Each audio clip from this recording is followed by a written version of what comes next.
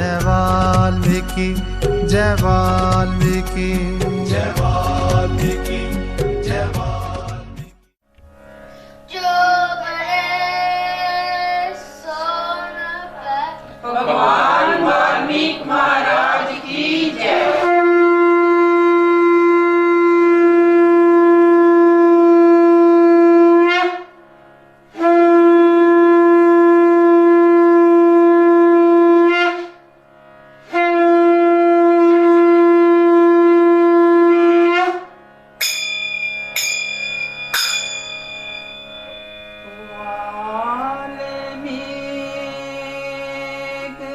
महाराज के चरण कमल धर्मास, श्रेष्ठ गुरु तुम जगत के तीन लोक के नाथ। वाल्मीकि जय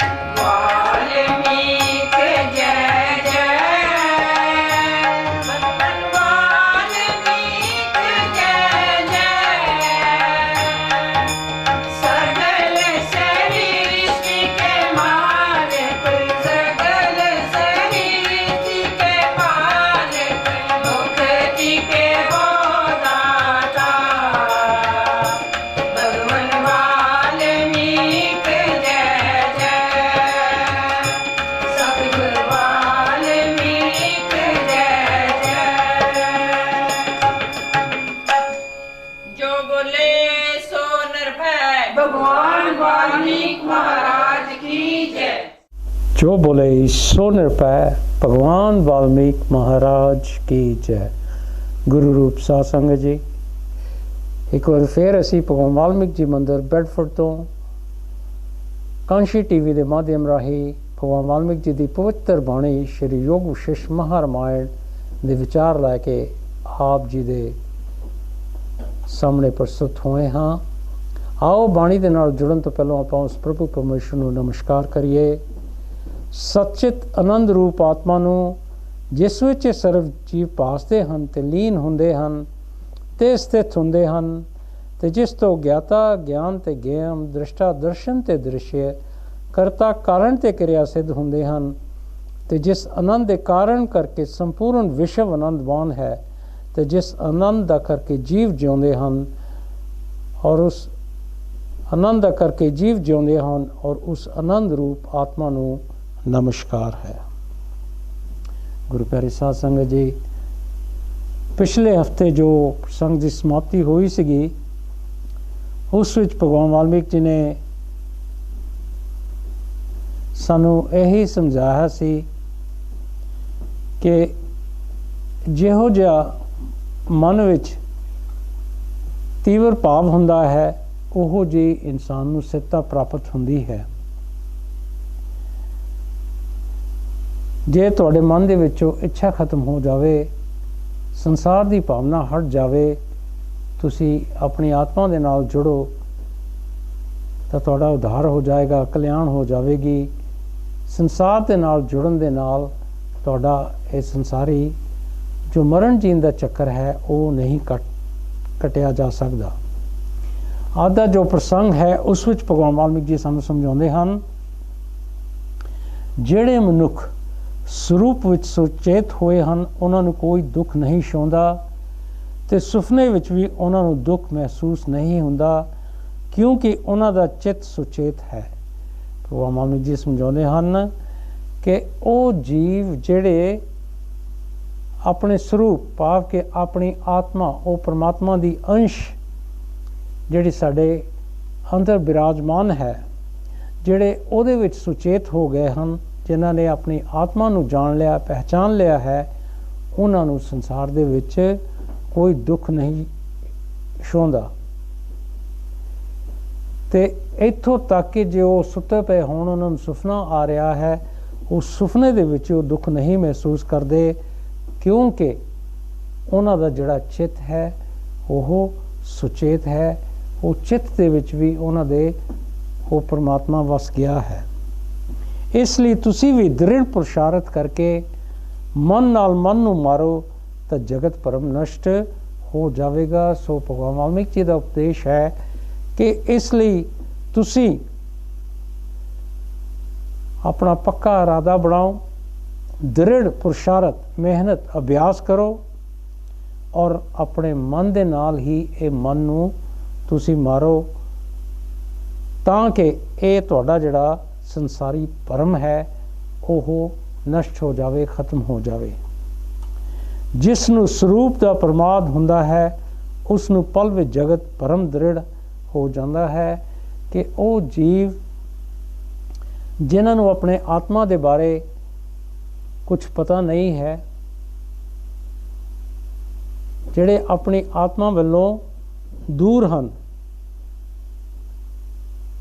उन्होंने एक पल दे विच उन्हां लई ये संसारी जो भरम है एकदम पक्के विश्वास की तरह बन जाता है।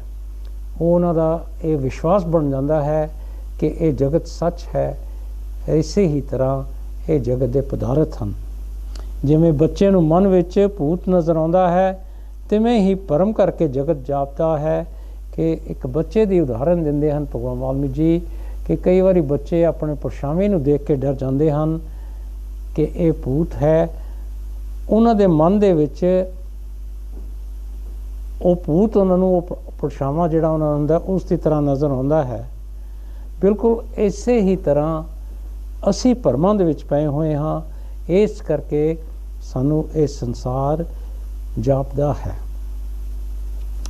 मन रूपी कमियार है ते बिरती रूपी मिट्टी है। उस मन तो ਬਿਰਤੀ ਪਲ ਵਿੱਚ ਅਨੇਕ ਆਕਾਰ ਧਾਰਦੀ ਹੈ। ਸੋ ਇਹ ਜਿਹੜਾ ਮਨ ਹੈ, ਭਗਵਾਨ ਵਾਲਮੀਕ ਜੀ ਨੇ ਇਸ ਨੂੰ ਇੱਕ ਘੁਮਿਆਰ ਦੇ ਨਾਲ ਜੋੜਿਆ ਹੈ ਤੇ ਸਾਡੀ ਜਿਹੜੀ ਬਿਰਤੀ ਹੈ ਉਹਨੂੰ ਮਿੱਟੀ ਦੇ ਨਾਲ ਜੋੜਿਆ ਹੈ।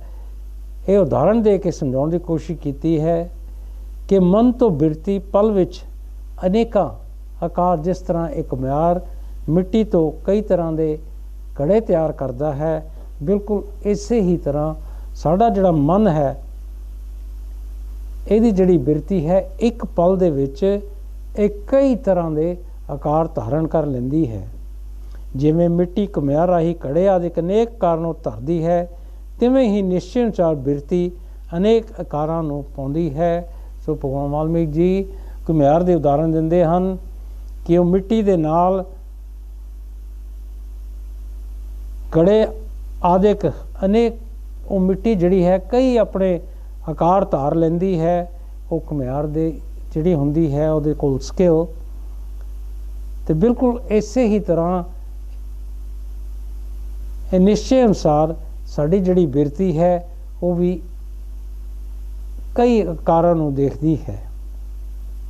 ਜਿਵੇਂ ਸੂਰਜ ਵਿੱਚ ਉੱਲੂ ਆਦਿਕ ਆਪਣੀ ਭਾਵਨਾ ਨਾਲ ਹਨੇਰਾ ਵੇਖਦੇ ਹਨ, ਕਈਆਂ ਨੂੰ ਚੰਦਰਮਾ ਦੀਆਂ ਕਿਰਨਾਂ ਦੀ ਭਾਵਨਾ ਨਾਲ ਅੱਗ ਰੂਪ ਲੱਗਦੀਆਂ ਹਨ, ਤੇ ਕਈਆਂ ਨੂੰ ਜ਼ਹਿਰ ਵਿੱਚ ਅੰਮ੍ਰਿਤ ਦੀ ਭਾਵਨਾ ਹੁੰਦੀ ਹੈ ਤੇ ਉਹਨਾਂ ਨੂੰ ਜ਼ਹਿਰ ਵੀ ਅੰਮ੍ਰਿਤ ਰੂਪ ਲੱਗਦਾ ਹੈ। ਸੋ ਹੋਰ ਉਦਾਹਰਨਾਂ ਦੇ ਕੇ ਸਾਨੂੰ ਭਗਵਾਨ ਜੀ ਸਮਝਾਉਣ ਦੀ ਕੋਸ਼ਿਸ਼ ਕਰਦੇ ਹਨ ਕਿ ਜਿਸ ਤਰ੍ਹਾਂ ਸੂਰਜ ਵਿੱਚ ਉੱਲੂ ਹੁੰਦੇ ਹਨ, ਉਹਨਾਂ ਦੀ ਜਿਹੜੀ ਭਾਵਨਾ ਹੈ ਸੂਰਜ ਦੇ ਵਿੱਚ ਵੀ ਉਹਨੂੰ ਹਨੇਰੇ ਵਾਂਗੂ ਨਜ਼ਰ ਆਉਂਦੀ ਹੈ, ਔਰ ਕਈਆਂ ਨੂੰ ਚੰਦਰਮਾ ਜੋ ਸ਼ੀਤਲ ਹੈ ਉਹਦੀਆਂ ਕਿਰਨਾਂ ਵਿੱਚ ਅੱਗ ਰੂਪੀ ਭਾਵਨਾ ਉੱਠ ਜਾਂਦੀ ਹੈ, ਤੇ ਕਈਆਂ ਨੂੰ ਦੇਖੋ ਜ਼ਹਿਰ ਵਿੱਚ ਅੰਮ੍ਰਿਤ ਦੀ ਭਾਵਨਾ ਹੁੰਦੀ ਹੈ ਤੇ ਉਹ ਜ਼ਹਿਰ ਨੂੰ ਵੀ ਅੰਮ੍ਰਿਤ ਸਮਝਣ ਲੱਗ ਪੈਂਦੇ ਹਨ। ਜਿਹੋ ਜਿਹੀ ਤੁਹਾਡੀ ਭਾਵਨਾ ਹੁੰਦੀ ਹੈ ਅੱਗੇ ਉਹੋ ਜਿਹਾ ਹੀ ਤੁਸੀਂ ਸਮਝਣ ਲੱਗ ਜਾਂਦੇ ਹਾਂ। ਇਸ ਤਰ੍ਹਾਂ ਕੌੜਾ, ਖੱਟਾ ਤੇ ਨਮਕੀਨ ਵੀ ਭਾਵਨਾ ਅਨੁਸਾਰ ਹੁੰਦੇ ਹਨ। ਇਸ ਕਰਕੇ ਇਹ ਜੋ ਵੱਖਰੇ ਵੱਖਰੇ ਸਵਾਦ ਹਨ, ਕੌੜਾ ਜਾਂ ਖੱਟਾ ਜਾਂ ਨਮਕੀਨ, ਇਹ ਵੀ ਭਾਵਨਾ ਦਾ ਹੀ ਇੱਕ ਨਤੀਜਾ ਹੈ। ਜਿਵੇਂ ਮਨ ਵਿੱਚ ਨਿਸ਼ਚਾ ਹੁੰਦਾ ਹੈ ਤਿਵੇਂ ਹੀ ਲੱਗਦਾ ਹੈ। ਸੋ ਇਹ ਜਿਹੜਾ ਸਾਡਾ ਮਨ ਹੈ ਇਹਦੇ ਵਿੱਚ ਜਿਹੋ ਜਿਹਾ ਨਿਸ਼ਚਾ ਹੁੰਦਾ ਹੈ ਉਹੋ ਜਿਹਾ ਹੀ ਅੱਗੇ ਸਾਨੂੰ ਲੱਗਦਾ ਹੈ। ਸੋ ਇਹ ਮਨ ਬਹੁਤ ਤਾਕਤਵਰ ਸ਼ਕਤੀ ਹੈ। ਜਿਸ ਤਰ੍ਹਾਂ ਇਹ ਨਿਸ਼ਚੈ ਕਰਦਾ ਹੈ ਉਸੇ ਤਰ੍ਹਾਂ ਸਾਨੂੰ ਲੱਗਦਾ ਹੈ। ਮਨ ਰੂਪੀ ਬਾਜ਼ੀਗਰ ਜਿਹੋ ਜਿਹੀ ਰਚਨਾ ਚਾਹੁੰਦਾ ਹੈ ਤਿਵੇਂ ਹੀ ਰਚ ਲੈਂਦਾ ਹੈ, ਤੇ ਮਨ ਦਾ ਰਚਿਆ ਜਗਤ ਸੱਚਾ ਨਹੀਂ ਤੇ ਝੂਠ ਵੀ ਨਹੀਂ। ਕਿ ਦੇਖੋ ਜਿਸ ਤਰ੍ਹਾਂ ਇੱਕ ਬਾਜ਼ੀਗਰ ਹੁੰਦਾ ਹੈ, ਉਹ ਜਿਹੋ ਜਿਹੀ ਰਚਨਾ ਚਾਹੁੰਦਾ ਹੈ ਉਹੋ ਜਿਹੀ ਉਹ ਰਚ ਲੈਂਦਾ ਹੈ। ਮਨ ਵੀ ਸਾਡਾ ਬਿਲਕੁਲ ਇਸੇ ਹੀ ਤਰ੍ਹਾਂ ਹੈ। ਇਹ ਮਨ ਦਾ ਜਿਹੜਾ ਰਚਿਆ ਜਗਤ ਹੈ ਇਹ ਸੱਚ ਵੀ ਨਹੀਂ ਹੈ ਤੇ ਝੂਠ ਵੀ ਨਹੀਂ ਹੈ। ਪ੍ਰਤੱਖ ਵੇਖਣ ਨਾਲ ਸੱਚਾ ਹੈ, ਝੂਠਾ ਨਹੀਂ ਤੇ ਨਸ਼ਟ ਭਾਵ ਨਾਲ ਝੂਠਾ ਹੈ। ਸੱਚਾ ਨਹੀਂ ਤੇ ਸੱਚ ਝੂਠ ਵੀ ਮਨ ਤੋਂ ਲੱਗਦਾ ਹੈ, ਅਸਲ ਵਿੱਚ ਕੁਝ ਨਹੀਂ ਹੈ। ਜੇ ਅਸੀਂ ਪ੍ਰਤੱਖ ਵੇਖੀਏ ਤਾਂ ਇਹ ਜਗਤ ਦੇਖਣ ਨੂੰ ਸੱਚਾ ਲੱਗਦਾ ਹੈ, ਝੂਠਾ ਨਹੀਂ ਲੱਗਦਾ।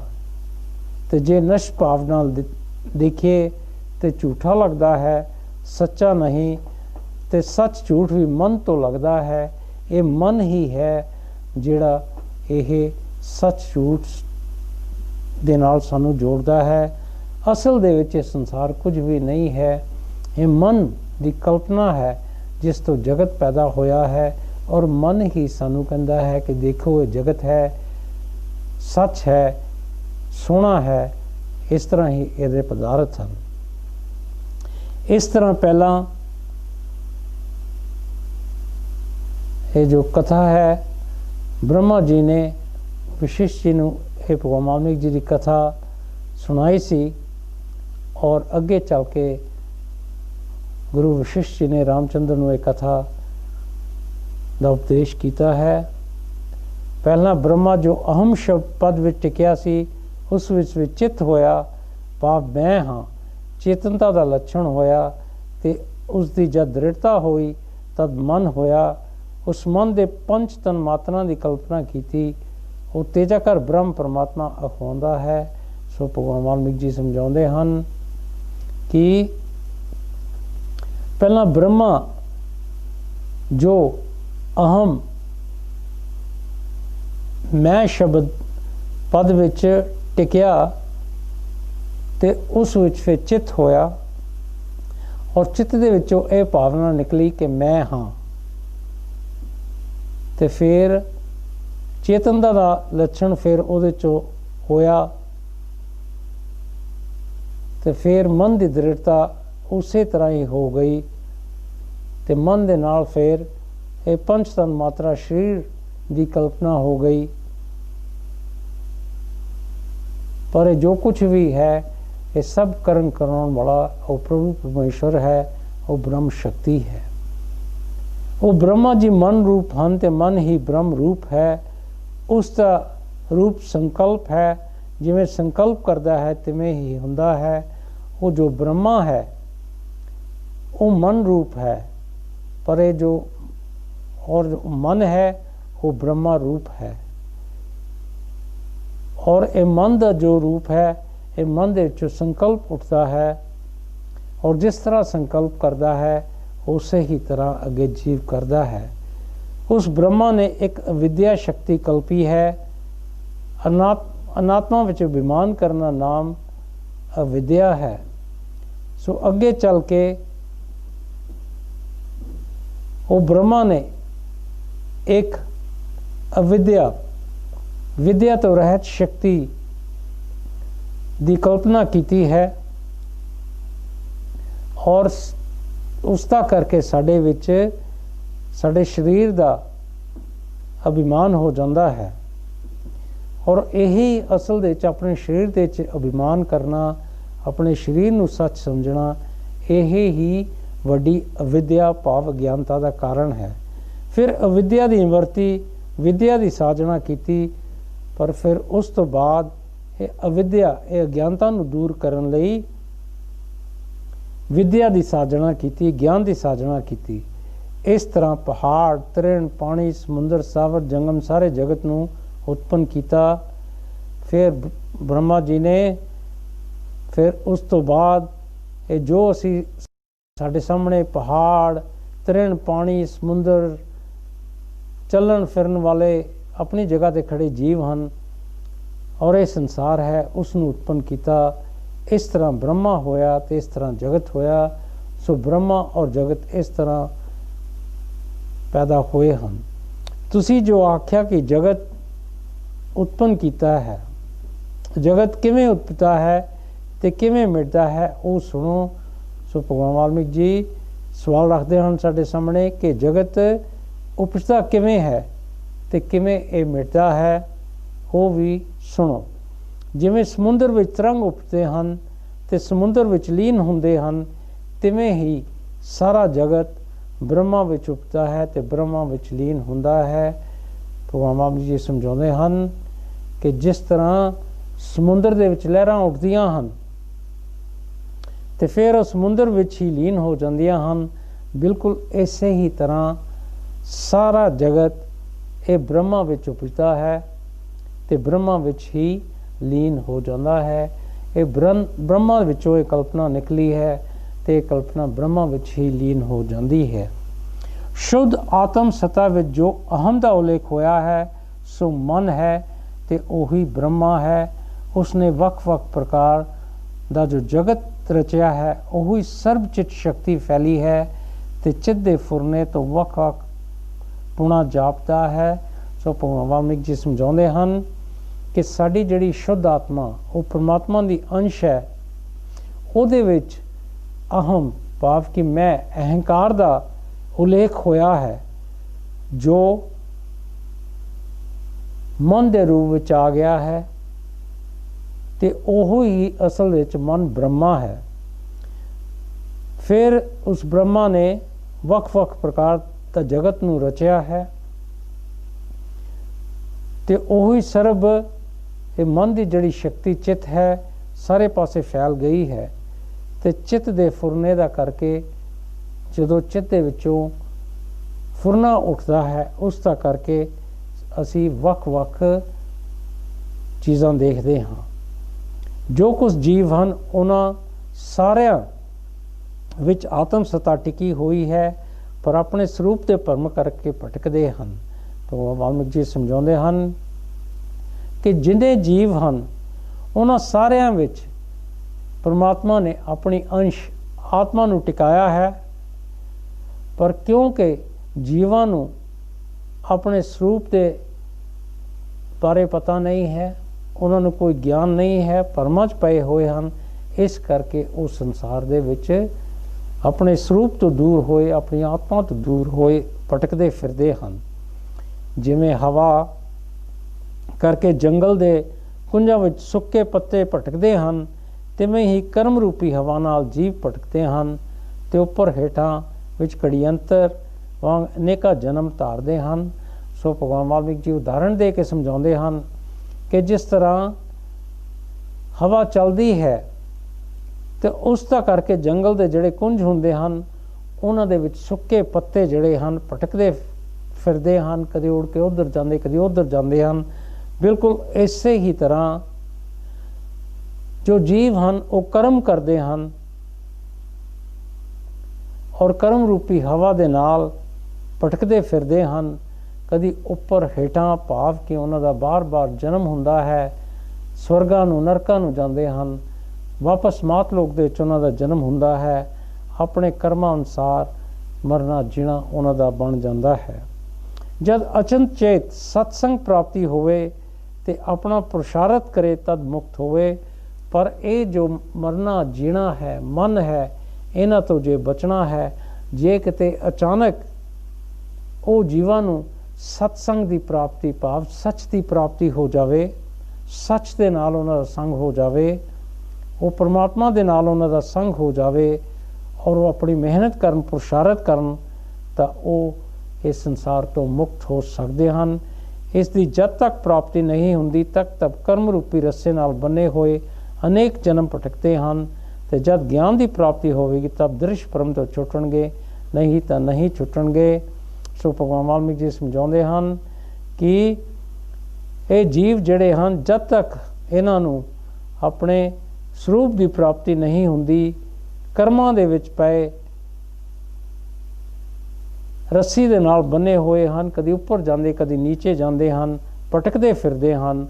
ਪਰ ਜਦੋਂ ਉਹਨਾਂ ਨੂੰ ਗਿਆਨ ਪ੍ਰਾਪਤ ਹੋਏਗਾ ਫਿਰ ਉਹਨਾਂ ਦੇ ਇਹ ਸੰਸਾਰੀ ਭਰਮ ਜਿਹੜੇ ਹੋਣ ਉਹ ਦੂਰ ਹੋ ਜਾਣਗੇ, ਨਹੀਂ ਤਾਂ ਸੰਸਾਰੀ ਭਰਮ ਕਦੀ ਨਹੀਂ ਦੂਰ ਹੋਣਗੇ। ਜੋ ਬੋਲੇ ਸੋ ਨਿਰਭੈ। ਭਗਵਾਨ ਵਾल्मीकि महाराज की जय। जय वाल्मीकि, जय वाल्मीकि, जय वाल्मीकि, जय वाल्मीकि। ਮੰਦਰ ਵਿੱਚ ਜਿਨ੍ਹਾਂ ਸੇਵਕਾ, ਮੰਦਰ ਵਿੱਚ ਜਿਨ੍ਹਾਂ ਸੇਵਕਾ, ਨਾਮ ਦੀ ਜੋਤ ਜਗਾ ਲਈਏ। ਵਾਲਮੀਕ ਜੀ ਦੇ ਦਰ ਤੇ ਆ ਕੇ ਉਹਨਾਂ ਨੇ ਮੁਕਤੀ ਪਾ ਲਈ।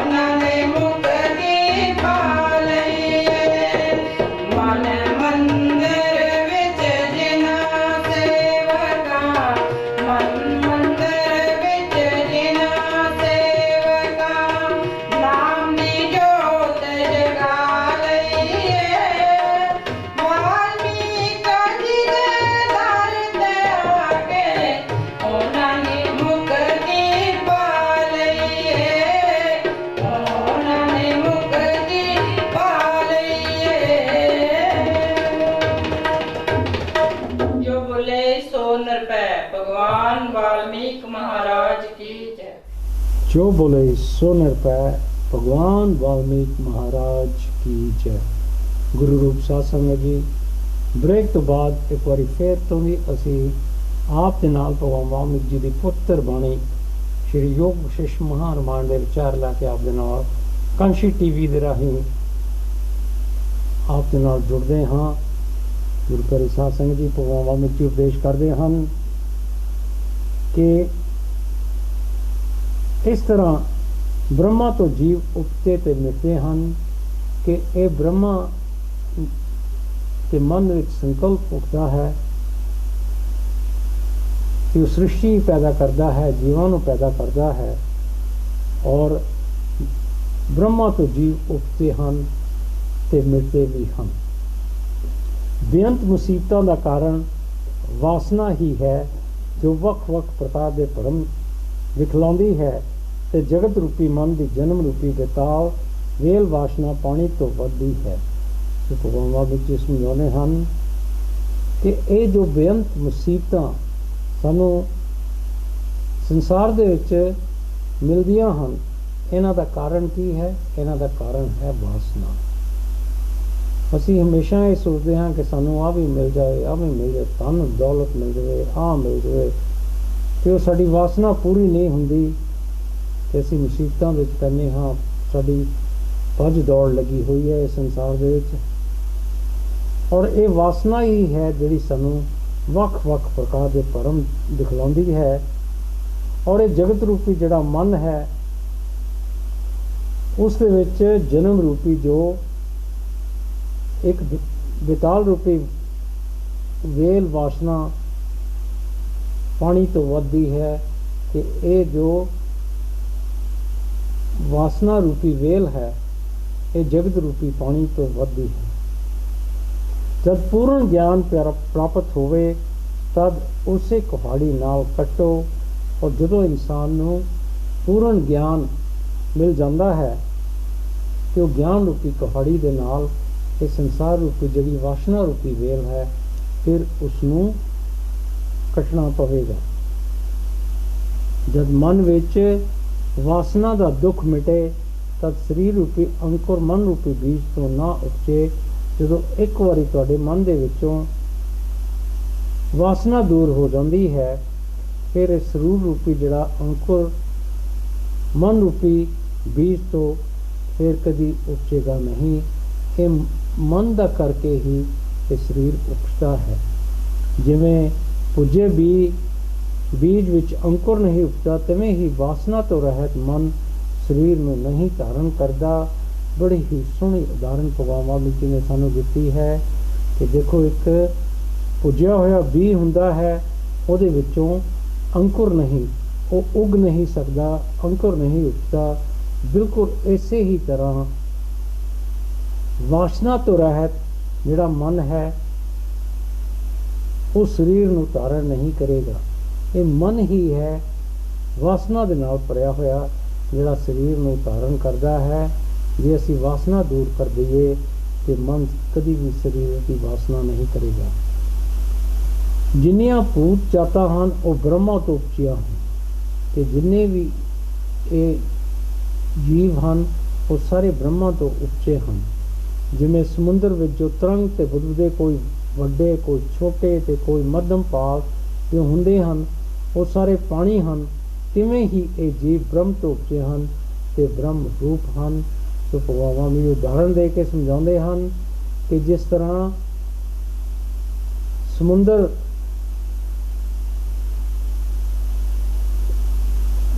दे विच लहरां उठदियां हन, बुलबुले उठदे हन, कोई वड्डे हुंदे हन, कोई छोटे हुंदे हन, कोई मध्यम भाव दे हुंदे हन। है वो सारे लहरां भी वो बुलबुले भी सारे पानी का रूप।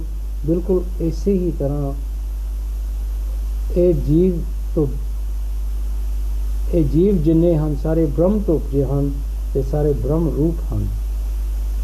जिवें सूरज दियां किरणां विच जल प्रतीत हुंदा है, अग तो चंगियाड़े उपते हैं तिवें ही ब्रह्म तो जीव उपते हैं।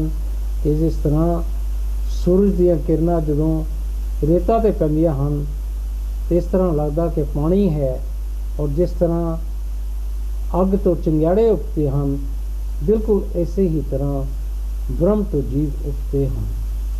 ਜਿਵੇਂ ਕਲਮ ਬ੍ਰਿਕਸ਼ ਦੀ ਵੇਲ ਵੱਖ ਰੂਪ ਧਰਦੀ ਹੈ, ਤਿਵੇਂ ਹੀ ਬ੍ਰਹਮ ਤੋਂ ਜੀਵ ਹੋਏ ਹਨ।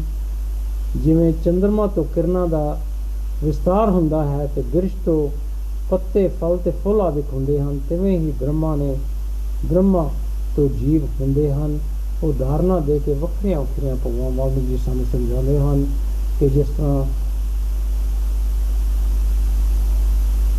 ਸੂਰਜ ਹੁੰਦਾ ਹੈ ਉਹਦੀਆਂ ਕਿਰਨਾਂ ਹੁੰਦੀਆਂ ਹਨ, ਚੰਦਰਮਾ ਹੁੰਦਾ ਹੈ ਉਹਦੀਆਂ ਕਿਰਨਾਂ ਹੁੰਦੀਆਂ ਹਨ, ਇੱਕ ਬਿਰਛ ਹੁੰਦਾ ਹੈ ਉੱਤੋਂ ਪੱਤੇ ਨਿਕਲਦੇ ਹਨ, ਫਲ ਨਿਕਲਦੇ ਹਨ, ਫੁੱਲ ਆਦਿਕ ਹੁੰਦੇ ਹਨ। ਬਿਲਕੁਲ ਇਸੇ ਹੀ ਤਰ੍ਹਾਂ ਬ੍ਰਹਮਾ ਤੋਂ ਜੀਵ ਹੁੰਦੇ ਹਨ। ਜਿਵੇਂ ਸੋਨੇ ਤੋਂ ਅਨੇਕਾਂ ਗਹਿਣੇ ਹੁੰਦੇ ਹਨ, ਤਿਵੇਂ ਹੀ ਬ੍ਰਹਮ ਤੋਂ ਜਗਤ ਹੁੰਦੇ ਹਨ। ਕਿ ਦੇਖੋ ਸੋਨਾ ਹੁੰਦਾ ਹੈ ਉਹ ਤੋਂ ਵੱਖਰੇ ਵੱਖਰੇ ਜ਼ੇਵਰ ਬਣਦੇ ਹਨ, ਬਿਲਕੁਲ ਇਸੇ ਹੀ ਤਰ੍ਹਾਂ ਬ੍ਰਹਮ ਤੋਂ ਇਹ ਸੰਸਾਰ ਪੈਦਾ ਹੁੰਦੇ ਹਨ। ਜਿਵੇਂ ਝਰਨੇ ਤੋਂ ਜਲ ਦੇ ਕਣ ਉੱਠਦੇ ਹਨ, ਤਿਵੇਂ ਹੀ ਪਰਮਾਤਮਾ ਤੋਂ ਪੂਛ ਉੱਠਦੇ ਹਨ। ਕਿ ਦੇਖੋ ਇੱਕ ਝਰਨਾ ਹੁੰਦਾ ਹੈ ਤੇ ਉਹ ਝਰਨੇ ਦੇ ਵਿੱਚ ਪਾਣੀ ਹੁੰਦਾ ਹੈ ਤੇ ਉਹ ਪਾਣੀ ਦੇ ਕਈ ਕਣ ਉੱਠਦੇ ਹਨ, ਬਿਲਕੁਲ ਇਸੇ ਹੀ ਤਰ੍ਹਾਂ ਪਰਮਾਤਮਾ ਤੋਂ ਇਹ ਜੀਵ ਉੱਠਦੇ ਹਨ। ਜਿਵੇਂ ਆਕਾਸ਼ ਇੱਕੋ ਹੈ ਪਰ ਉਸ ਤੋਂ ਘੱਟ ਮੱਠ ਦੀ ਉਪਾਧੀ ਨਾਲ ਘੱਟ ਆਕਾਸ਼ ਤੇ ਮੱਠ ਆਕਾਸ਼ ਅਪਾਉਂਦਾ ਹੈ, ਤਿਵੇਂ ਹੀ ਸੰਵੇਦਨ ਦੇ ਫੁਰਨ ਨਾਲ ਜੀਵ ਕਲਪਨਾ ਹੁੰਦੀ ਹੈ। ਹੋਰ ਅੰਦਾਜ਼ ਦੇ ਕੇ ਭਗਵਾਨ ਜੀ ਸਮਝਾਉਂਦੇ ਹਨ ਕਿ ਜਿਸ ਤਰ੍ਹਾਂ ਆਕਾਸ਼ ਇੱਕੋ ਹੀ ਹੈ ਪਰ ਉਹਦੇ ਵਿੱਚੋਂ ਕਦੀ ਉਹਦੇ ਵਿੱਚ ਬੱਦਲ ਹੁੰਦੇ ਹਨ, ਕਈ ਵਾਰੀ ਨਹੀਂ ਹੁੰਦੇ, ਔਰ ਕਈ ਵਾਰੀ ਅਸੀਂ ਬੱਦਲ ਦੇਖਦੇ ਹਾਂ ਤੇ ਅਸੀਂ ਕਹਿੰਦੇ ਹਾਂ ਕਿ ਆਕਾਸ਼ ਦੇ ਵਿੱਚ ਬੜੇ ਬੱਦਲ ਹਨ, ਔਰ ਜੇ ਨਾ ਹੋਣ ਤਾਂ ਕਹਿੰਦੇ ਹਨ ਅੱਜ ਆਕਾਸ਼ ਬੜਾ ਸਾਫ਼ ਹੈ, ਪਰ ਆਕਾਸ਼ ਇੱਕ ਖਾਲੀਪਨ ਹੈ। ਬਿਲਕੁਲ ਉਸੇ ਹੀ ਤਰ੍ਹਾਂ ਇਹ ਜੋ ਸੰਵੇਦਨ ਦੇ ਫੁਰਨੇ ਨਾਲ ਜੀਵ ਦੀ ਕਲਪਨਾ ਹੁੰਦੀ ਹੈ ਕਿ ਸਾਡੇ ਚਿੱਤ ਦੇ ਵਿੱਚੋਂ ਜੋ ਸੰਵੇਦਨ ਫੁਰਦਾ ਹੈ ਉਹ ਇੱਛਾ ਔਰ ਅਹੰਕਾਰ ਰੂਪੀ ਸੋਚ ਉੱਠਦੀ ਹੈ, ਉਸ ਦੇ ਨਾਲ ਇਹ ਜੀਵ ਕਲਪਨਾ ਹੁੰਦੀ ਹੈ। ਜਿਵੇਂ ਪਾਣੀ ਹੀ ਤਰਲਤਾ ਤੋਂ ਲਹਿਰ ਤੇ ਭਵਨ ਰੂਪ ਹੋ ਦਿੱਤਾ ਹੈ, ਤਿਵੇਂ ਹੀ ਬ੍ਰਹਮ ਹੀ ਸੰਵੇਦਨ ਤੋਂ ਜਗਤ ਰੂਪ ਹੋ ਦਿੱਤਾ ਹੈ। ਕਿ ਦੇਖੋ ਜਿਸ ਤਰ੍ਹਾਂ ਪਾਣੀ ਹੈ, ਪਾਣੀ ਦੇ ਵਿੱਚ ਤਰਲਤਾ ਹੈ, ਉਸ ਦਾ ਕਾਰਨ ਕੀ ਬਣਦਾ ਹੈ ਕਿ ਲਹਿਰ ਵੀ ਉੱਚੋਂ ਉੱਠਦੀ ਹੈ ਤੇ ਭਵਨ ਰੂਪ ਹੋ ਕੇ ਵੀ ਦਿਸਦਾ ਹੈ। ਬਿਲਕੁਲ ਇਸੇ ਹੀ ਤਰ੍ਹਾਂ ਜੋ ਬ੍ਰਹਮ ਹੈ ਉਹਦੇ ਵਿੱਚ ਜੋ ਸੰਵੇਦਨ ਉੱਠਦਾ ਹੈ, ਇੱਛਾ ਉੱਠਦੀ ਹੈ, ਅਹੰਕਾਰ ਉੱਠਦਾ ਹੈ, ਉਸ ਤੋਂ ਜਗਤ ਰੂਪ ਹੋ ਦਿਸਦਾ ਹੈ। ਦ੍ਰਿਸ਼ਟਾ, ਦਰਸ਼ਨ ਤੇ ਦ੍ਰਿਸ਼ ਸਾਰੇ ਬ੍ਰਹਮ ਤੋਂ ਹੀ ਉਪਜੇ ਹਨ। ਇਹ ਦ੍ਰਿਸ਼ਟਾ ਜੋ ਦੇਖਣ ਵਾਲਾ ਹੈ, ਜੋ ਅਸੀਂ ਜਿਹੜੀ ਚੀਜ਼ ਦੇ ਦਰਸ਼ਨ ਕਰਦੇ ਦੇਖਦੇ ਹਾਂ ਤੇ ਜੋ ਦ੍ਰਿਸ਼ ਹੈ ਜਿਹਨੂੰ ਅਸੀਂ ਦੇਖਦੇ ਹਾਂ, ਇਹ ਸਾਰੇ ਬ੍ਰਹਮ ਤੋਂ ਹੀ ਉਪਜੇ ਹਨ। ਜਿਵੇਂ ਸੂਰਜ ਦੇ ਤੇਜ ਨਾਲ ਮਿਰਗ ਤ੍ਰਿਸ਼ਨਾ ਦੀ ਨਦੀ ਜਾਪਦੀ ਹੈ, ਤਿਵੇਂ ਸੰਵੇਦਨ ਤੋਂ ਬ੍ਰਹਮ ਵਿੱਚ ਦ੍ਰਿਸ਼ਟਾ, ਦਰਸ਼ਨ, ਦ੍ਰਿਸ਼ ਤ੍ਰਿਪੂਟੀ ਜਾਪਦੀ ਹੈ, ਪਰ ਅਸਲ ਵਿੱਚ ਦ੍ਰਿਸ਼ਟਾ, ਦਰਸ਼ਨ ਤੇ ਦ੍ਰਿਸ਼ ਕੋਈ ਕਲਪਨਾ ਨਹੀਂ ਹੈ।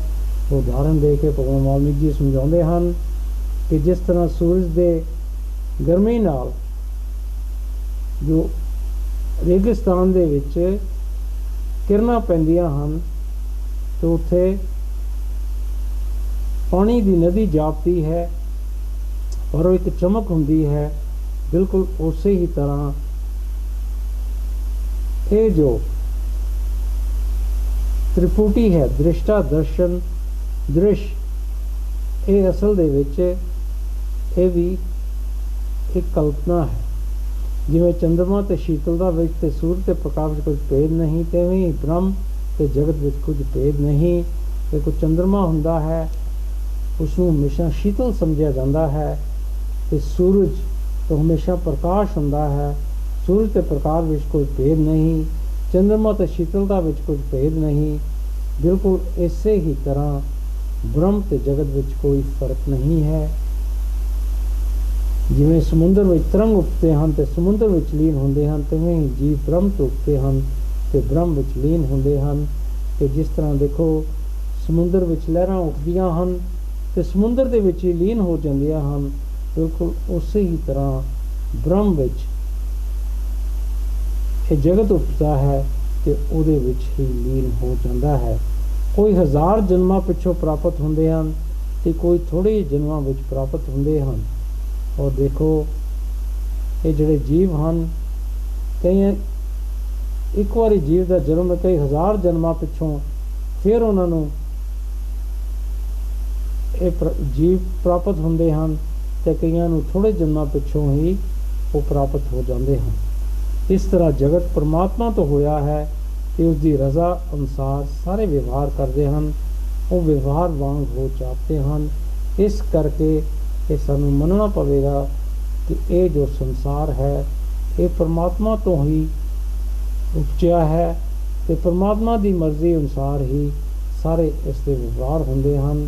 ਜਿਸ ਤਰ੍ਹਾਂ ਸਮੁੰਦਰ ਵਿੱਚ ਲਹਿਰਾਂ ਉੱਠਦੀਆਂ ਹਨ, ਬਿਲਕੁਲ ਉਸੇ ਹੀ ਤਰ੍ਹਾਂ ਪਰਮਾਤਮਾ ਦੇ ਵਿੱਚੋਂ ਵੀ ਇਹ ਸੰਸਾਰ ਉੱਠਿਆ ਹੈ ਤੇ ਉਹਦੀ ਮਰਜ਼ੀ ਅਨੁਸਾਰ ਹੀ ਸਾਰੇ ਇਹਦੇ ਕਾਰਜ ਹੁੰਦੇ ਹਨ। ਗੁਰੂ ਜੀ ਸਮਝਾਉਂਦੇ ਹਨ ਸਾਨੂੰ, ਕਰਤਾ ਤੇ ਕਰਮ ਅਨਿਖੜਵਾ ਰੂਪ ਹਨ ਤੇ ਇਕੱਠੇ ਹੀ ਬ੍ਰਹਮ ਤੋਂ ਪੈਦਾ ਹੋਏ ਹਨ। ਕਰਨ ਵਾਲਾ ਤੇ ਜੋ ਕਰਮ ਅਸੀਂ ਕਰਦੇ ਹਾਂ ਇਹ ਇੱਕੋ ਹੀ ਗੱਲ ਹੈ, ਇੱਕੋ ਹੀ ਇਹ ਦੋ ਚੀਜ਼ਾਂ ਦਾ ਇੱਕੋ ਹੀ ਰੂਪ ਹੈ ਔਰ ਦੋਨੋਂ ਇਕੱਠੇ ਹੀ ਇਹ ਪ੍ਰਮਾਤਮਾ ਤੋਂ ਕਰਨ ਵਾਲਾ ਤੇ ਕਰਮ ਪੈਦਾ ਹੋਏ ਹਨ। ਜਿਵੇਂ ਫੁੱਲ ਤੇ ਖੁਸ਼ਬੂ ਬਿਰਛ ਤੋਂ ਇਕੱਠੇ ਹੀ ਪੈਦਾ ਹੁੰਦੇ ਹਨ, ਤਿਵੇਂ ਹੀ ਕਰਤਾ ਤੇ ਕਰਮ ਇਕੱਠੇ ਪੈਦਾ ਹੁੰਦੇ ਹਨ। ਸੋ ਭਗਵਾਨ ਵਾਲਮੀਕ ਜੀ ਸਮਝਾਉਂਦੇ ਹਨ ਕਿ ਜਿਸ ਤਰ੍ਹਾਂ ਫੁੱਲ ਹੁੰਦਾ ਹੈ ਉਹਦੇ 'ਚ ਖੁਸ਼ਬੂ ਹੁੰਦੀ ਹੈ, ਉਹ ਇੱਕ ਬਿਰਛ ਤੋਂ ਇਕੱਠੇ ਹੀ ਪੈਦਾ ਹੁੰਦੇ ਹਨ। ਬਿਲਕੁਲ ਇਸੇ ਹੀ ਤਰ੍ਹਾਂ ਕਰਨ ਵਾਲਾ ਤੇ ਜੋ ਕਰਮ ਹਨ ਇਹ ਇਕੱਠਾ ਪੈਦਾ ਹੁੰਦੇ ਹਨ। ਜੀਵ ਜਦ ਸਾਰੇ ਸੰਕਲਪ ਕਲਪਨਾ ਨੂੰ ਛੱਡਦਾ ਹੈ ਤਾਂ ਨਿਰਮਲ ਬ੍ਰਹਮ ਹੁੰਦਾ ਹੈ ਤੇ ਇਹ ਜੀਵ ਜੋ ਇਹ ਕਲਪਨਿਕ ਸੰਕਲਪਾਂ ਨੂੰ ਤਿਆਗ ਦਿੰਦਾ ਹੈ ਤਾਂ ਫਿਰ ਪਰਮਾਤਮਾ ਦੇ ਨਾਲ ਉਹ ਜੁੜਦਾ ਹੈ। ਇਹ ਜੋ ਸੰਕਲਪ ਉੱਠਦਾ ਹੈ ਇਹੀ ਹੈ ਜੋ ਸਾਨੂੰ ਇਸ ਸੰਸਾਰ ਦੇ ਨਾਲ ਜੋੜਦਾ ਹੈ। ਇਸ ਕਰਕੇ ਇਸ ਸੰਕਲਪ ਨੂੰ ਦੂਰ ਕਰਨਾ ਹੈ, ਫਿਰ ਹੀ ਅਸੀਂ ਨਿਰਮਲ ਬ੍ਰਹਮ ਦੇ ਨਾਲ ਜੁੜ ਸਕਦੇ ਹਾਂ। ਜਿਵੇਂ ਆਕਾਸ਼ ਵਿੱਚ ਨੀਲਾਪਣ ਦਿਸਦਾ ਹੈ ਤਿਵੇਂ ਹੀ ਆਤਮਾ ਵਿੱਚ ਜਗਤ ਕਲਪਨਾ ਫੁਰਦੀ ਹੈ, ਪਰ ਆਤਮਾ ਅਦਵੈਤ ਸਦਾ ਆਪਣੇ ਆਪ ਵਿੱਚ ਵਿਆਪਕ ਹੈ। ਸੋ ਭਗਵਾਨ ਵਾਲਮੀਕ ਜੀ ਸਮਝਾਉਂਦੇ ਹਨ ਕਿ ਜਿਸ ਤਰ੍ਹਾਂ ਆਕਾਸ਼ ਵਿੱਚ ਅਸੀਂ ਨੀਲਾਪਣ ਦੇਖਦੇ ਹਾਂ, ਉਹ ਨੀਲਾਪਣ ਸੱਚ ਨਹੀਂ ਹੈ। ਬਿਲਕੁਲ ਇਸੇ ਹੀ ਤਰ੍ਹਾਂ ਆਤਮਾ ਦੇ ਵਿੱਚ ਇਹ ਜਗਤ ਕਲਪਨਾ ਫੁਰਦੀ ਹੈ, ਪਰ ਆਤਮਾ ਜੋ ਹੈ ਉਹ ਸੱਚ ਹੈ, ਪਰਮਾਤਮਾ ਦੀ ਤਰ੍ਹਾਂ ਹੈ, ਉਹਦਾ ਕੋਈ ਸੰਸਾਰ ਦੇ ਨਾਲ ਲੈਣਾ ਦੇਣਾ ਨਹੀਂ ਹੈ। ਆਪਣੇ ਆਪ ਵਿੱਚ ਸਮਾਂ ਉਹ ਟਿਕੀ ਰਹਿੰਦੀ ਹੈ। ਇਹ ਵੀ ਗਿਆਨੀ ਦੀ ਸਮਝ ਲਈ ਆਖਦਾ ਹਾਂ ਕਿ ਜੀਵ ਬ੍ਰਹਮ ਤੋਂ ਉਪਜੇ ਹਨ। ਔਰ ਭਗਵਾਨ ਵਾਲਮੀਕ ਜੀ ਸਮਝਾਉਂਦੇ ਹਨ ਕਿ ਜਿਹੜੇ ਅਗਿਆਨੀ ਜੀਵ ਹਨ ਉਹਨਾਂ ਨੂੰ ਸਮਝਾਉਣ ਲਈ ਮੈਂ ਇਹ ਦੱਸਣ ਦੀ ਕੋਸ਼ਿਸ਼ ਕਰ ਰਿਹਾ ਹਾਂ ਕਿ ਜੀਵ ਜਿਹੜੇ ਹਨ ਉਹ ਪਰਮਾਤਮਾ ਤੋਂ ਹੀ ਉਪਜੇ ਹਨ। ਇਉਂ ਸਤੋ ਰੱਜੋ ਤੇ ਤਮੋ ਗੁਣਾਂ ਦੇ ਭੇਤ ਸਥਿਤ ਹਨ। ਜੋ ਗਿਆਨਵਾਨ ਉਹਨਾਂ ਲਈ ਇਹ ਕਹਿਣਾ ਵੀ ਨਹੀਂ ਬਣਦਾ ਕਿ ਬ੍ਰਹਮ ਤੋਂ ਸਾਰੇ ਉਪਜੇ ਹਨ, ਤਾਂ ਵੀ ਦੂਸਰਾ ਕੁਝ ਨਹੀਂ, ਪਰ ਦੂਸਰੇ ਨੂੰ ਸਵੀਕਾਰ ਕਰਕੇ ਉਪਦੇਸ਼ ਕਰਦਾ ਹਾਂ ਕਿ ਇਹ ਜੋ ਭਗਵਾਨ ਜੀ ਸਮਝਾਉਂਦੇ ਹਨ ਕਿ ਇਹ ਜੋ ਤਿੰਨ ਸਤੋ ਰੱਜੋ ਤੇ ਤਮੋ ਗੁਣ ਹਨ ਇਹ ਆਪਣੇ ਵਿੱਚ ਸਥਿਤ ਹਨ। ਜਿਹੜੇ ਗਿਆਨੀ ਜੀਵ ਹਨ ਉਹਨਾਂ ਲਈ ਇਹ ਕਹਿਣਾ ਨਹੀਂ ਬਣਦਾ, ਕਿਉਂਕਿ ਉਹਨਾਂ ਵਿੱਚ ਗਿਆਨ ਹੈ, ਉਹ ਸਭ ਕੁਝ ਸਮਝਦੇ ਹਨ। ਪਰ ਦੂਸਰੇ ਜਿਹੜੇ ਹਨ ਉਹਨਾਂ ਨੂੰ ਸਮਝਾਉਣ ਲਈ ਇਹ ਉਪਦੇਸ਼ ਕਰਨਾ ਪੈਂਦਾ ਹੈ। ਅਸਲ ਵਿੱਚ ਬ੍ਰਹਮ ਸਤਾ ਵਿੱਚ ਕੋਈ ਕਲਪਨਾ ਨਹੀਂ, ਉਹ ਤਾਂ ਸਦਾ ਆਪਣੇ ਸੁਭਾਅ ਵਿੱਚ ਵਿਆਪਕ ਹੈ। ਸੱਚ ਤਾਂ ਇਹ ਹੈ, ਭਗਵਾਨ ਵਾਲਮੀਕ ਜੀ ਸਮਝਾਉਂਦੇ ਹਨ ਕਿ ਅਸਲ ਵਿੱਚ ਜੋ ਸੱਚ ਹੈ, ਜੋ ਪਰਮਾਤਮਾ ਦੀ ਸ਼ਕਤੀ ਹੈ, ਉਹਦੇ ਵਿੱਚ ਕੋਈ ਕਲਪਨਾ ਨਹੀਂ ਹੈ, ਉਹਦੇ ਵਿੱਚ ਕੋਈ ਫੁਰਨਾ ਨਹੀਂ ਉੱਠਦਾ। ਉਹ ਆਪਣੇ ਸੁਭਾਅ ਵਿੱਚ ਹਮੇਸ਼ਾ ਵਿਆਪਕ ਰਹਿੰਦੀ ਹੈ। ਜੋ ਗਿਆਨਵਾਨ ਹਨ ਉਹਨਾਂ ਨੂੰ ਸਦਾ ਪ੍ਰਤੱਖ ਜਾਪਦਾ ਹੈ ਤੇ ਗਿਆਨੀ ਦੂਰ ਦੂਰ ਚਲਾ ਜਾਂਦਾ ਹੈ। ਉਸ ਨੂੰ ਸਮੇਰ ਤੇ ਨਿਰਾਚਲ ਵਾਂਗ ਆਤਮਾ ਤੇ ਜੀਵ ਦਾ ਅੰਤਰ ਲੱਗਦਾ ਹੈ। ਜਿਹੜੇ ਗਿਆਨੀ ਜੀਵ ਹਨ ਉਹਨਾਂ ਦੇ ਬਾਰੇ ਭਗਵਾਨ ਬਾਬਾ ਜੀ ਸਮਝਾਉਂਦੇ ਹਨ। ਉਹਨਾਂ ਨੂੰ ਇਹ ਸਾਫ਼ ਨਜ਼ਰ ਆਉਂਦਾ ਹੈ ਕਿ ਪਰਮਾਤਮਾ ਹੈ, ਆਪਣੇ ਆਪ ਵਿੱਚ ਸ਼ਕਤੀ ਟਿਕੀ ਹੋਈ ਹੈ, ਉਹ ਸੱਚ ਹੈ। ਪਰ ਜਿਹੜੇ ਗਿਆਨੀ ਜੀਵ ਹਨ ਉਹਨਾਂ ਦੇ ਵਿੱਚ ਅਗਿਆਨਤਾ ਹੈ, ਅਵਿਦਿਆ ਹੈ, ਇਸ ਕਰਕੇ ਉਹ ਦੂਰ ਦੂਰ ਚਲੇ ਜਾਂਦੇ ਹਨ। ਜਿਸ ਤਰ੍ਹਾਂ ਇਹ ਸੁਮੇਰ ਪਰਵਤ ਹੈ, ਮੰਦਰਾਚਲ ਪਰਵਤ ਹੈ, ਉਹ ਆਤਮਾ ਤੇ ਜੀਵ ਦਾ ਅੰਤਰ ਨਹੀਂ ਸਮਝ ਸਕਦੇ। ਜਿਵੇਂ ਬਸੰਤ ਰੁੱਤ ਵਿੱਚ ਵੱਖ-ਵੱਖ ਤਰ੍ਹਾਂ ਦੇ ਨਵੇਂ ਅੰਕੁਰ ਉੱਗਦੇ ਹਨ ਤੇ ਉਸ ਦੇ ਅਭਾਵ ਤੋਂ ਨਸ਼ਟ ਹੁੰਦੇ ਹਨ, ਤਿਵੇਂ ਹੀ ਚਿੱਤ ਦੇ ਫੁਰਨੇ ਨਾਲ ਜੀਵ ਉੱਠਦੇ ਹਨ ਤੇ ਚਿੱਤ ਦੇ ਉਫਰ ਹੋਏ ਨਸ਼ਟ ਹੁੰਦੇ ਹਨ। ਸੋ ਕਿ ਜਿਸ ਤਰ੍ਹਾਂ ਦੇਖੋ ਬਸੰਤ ਰੁੱਤ ਆਉਂਦੀ ਹੈ ਤੇ ਵੱਖਰੇ ਵੱਖਰੇ ਤਰ੍ਹਾਂ ਦੇ ਅੰਕੁਰ ਉੱਠਦੇ ਹਨ ਔਰ ਖਤਮ ਹੋ ਜਾਂਦੇ ਹਨ। ਬਿਲਕੁਲ ਇਸੇ ਹੀ ਤਰ੍ਹਾਂ ਜਦੋਂ ਚਿੱਤ ਦੇ ਵਿੱਚੋਂ ਫੁਰਨਾ ਉੱਠਦਾ ਹੈ ਉਸ ਨਾਲ ਜੀਵ ਉੱਠਦੇ ਹਨ ਤੇ ਚਿੱਤ ਦਾ ਜਿਹੜਾ ਫੁਰਨਾ ਹੈ ਜਦੋਂ ਉਹ ਨਸ਼ਟ ਹੋ ਜਾਂਦਾ ਹੈ ਤੇ ਇਹ ਜੀਵ ਵੀ ਉੱਠਦੇ ਨਹੀਂ। ਮਨ ਤੇ ਕਰਮ ਵਿੱਚ ਕੁਝ ਅੰਤਰ ਨਹੀਂ, ਮਨ ਤੇ ਕਰਮ ਇਕੱਠੇ ਉਤਪੰਨ ਹੁੰਦੇ ਹਨ। ਦੂਸਰੇ ਪਾਸੇ ਦੇਖੋ ਸਾਡਾ ਮਨ ਹੈ ਤੇ ਜੋ ਅਸੀਂ ਕਰਮ ਕਰਦੇ ਹਨ, ਮਨ ਔਰ ਕਰਮਾਂ ਦੇ ਵਿੱਚ ਕੋਈ ਫਰਕ ਨਹੀਂ ਹੈ। ਮਨ ਤੇ ਕਰਮ ਇਹ ਦੋਨੋਂ ਇਕੱਠੇ ਹੀ ਉਤਪੰਨ ਹੁੰਦੇ ਹਨ। ਜਿਵੇਂ ਬਿਰਸ਼ ਤੋਂ ਫੁੱਲ ਤੇ ਸੁਗੰਧ ਇਕੱਠੇ ਉੱਠਦੇ ਹਨ, ਤਿਵੇਂ ਆਤਮਾ ਤੋਂ ਮਨ ਤੇ ਕਰਮ ਇਕੱਠੇ ਹੀ ਉੱਠਦੇ ਹਨ, ਫਿਰ ਆਤਮਾ ਵਿੱਚ ਲੀਨ ਹੁੰਦੇ ਹਨ। ਸੋ ਜਿਸ ਤਰ੍ਹਾਂ ਦੇਖੋ ਇੱਕ ਬਿਰਸ਼ ਹੁੰਦਾ ਹੈ, ਬਿਰਸ਼ ਦੇ ਨਾਲ ਜੋ ਫੁੱਲ ਹੁੰਦੇ ਹਨ, ਉਹ ਫੁੱਲਾਂ ਦੇ ਜੋ ਖੁਸ਼ਬੂ ਹੁੰਦੀ ਹਨ, ਉਹ ਬਿਰਸ਼ ਫੁੱਲ ਔਰ ਸੁਗੰਧ ਉਹ ਜਿਹੜੀ ਖੁਸ਼ਬੂ ਇਕੱਠੇ ਹੀ ਉਹ ਉੱਠਦੇ ਹਨ। ਬਿਲਕੁਲ ਇਸੇ ਹੀ ਤਰ੍ਹਾਂ ਆਤਮਾ ਤੋਂ ਮਨ ਤੇ ਕਰਮ ਇਕੱਠੇ ਹੀ ਉੱਠਦੇ ਹਨ ਤੇ ਫਿਰ ਆਤਮਾ ਵਿੱਚ ਲੀਨ ਹੋ ਜਾਂਦੇ ਹਨ। ਸੋ ਗੁਰੂ ਪਿਆਰੇ ਸਾਧ ਸੰਗਤ ਜੀ, ਸੋ ਭਗਵਾਨ ਵਾਲਮੀਕ ਜੀ ਸਾਨੂੰ ਜੋ ਸਮਝਾਉਂਦੇ ਹਨ ਕਿ ਆਤਮਾ ਤੋਂ ਹੀ ਮਨ ਤੇ ਕਰਮ ਉਪਜੇ ਹਨ ਔਰ ਇਹਨਾਂ ਨੇ ਫਿਰ ਆਤਮਾ ਦੇ ਵਿੱਚ ਹੀ ਲੀਨ ਹੋ ਜਾਣਾ ਹੈ। ਅਗਲੇ ਹਫਤੇ ਫਿਰ ਅਸੀਂ ਆਪ ਦੇ ਸਾਹਮਣੇ ਭਗਵਾਨ ਵਾਲਮੀਕ ਜੀ ਦੀ ਬਾਣੀ ਲੈ ਕੇ ਪ੍ਰਸਤੁਤ ਹੋਵਾਂਗੇ। ਅੱਜ ਇੱਥੇ ਹੀ ਸਮਾਪਤ ਕਰਦੇ ਹਾਂ। ਜੋ ਬੋਲੇ ਸੋ ਨਿਰਭੈ। ਭਗਵਾਨ ਵਾਲਮੀਕ ਮਹਾਰਾਜ ਕੀ ਜੈ।